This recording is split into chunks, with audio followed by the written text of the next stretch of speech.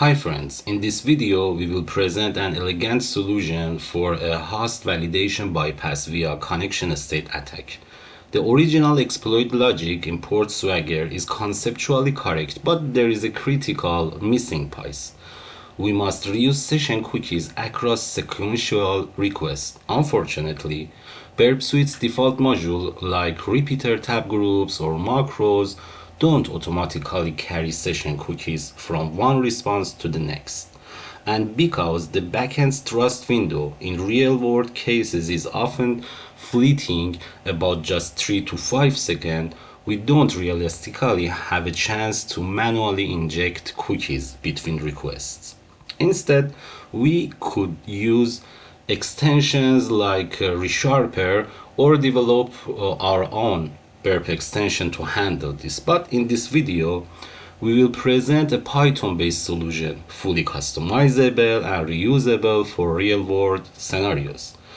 Will be written two Python scripts, one flow.py to detect and understand the exploit flow, number two exploit.py to fully automate the lab exploit.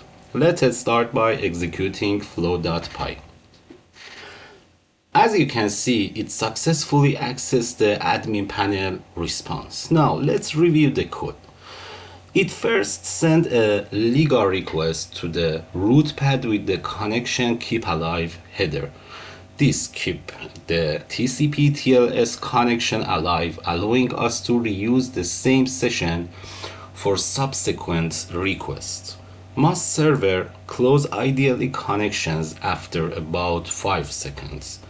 So timing is critical. The script then reads the first response and extracts session cookies. These cookies are reused in a second request to /admin, but this time with a malformed internal host header.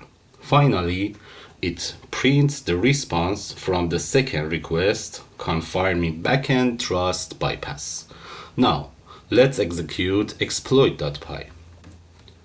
As you will see, it adds just one extra step compared to flow.py.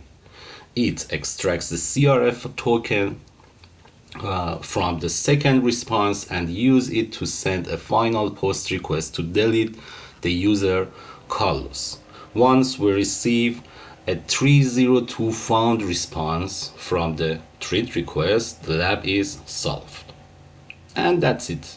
A clean modular Python solution for a suitable backend trust exploit, ready for real-world use and further ritualization.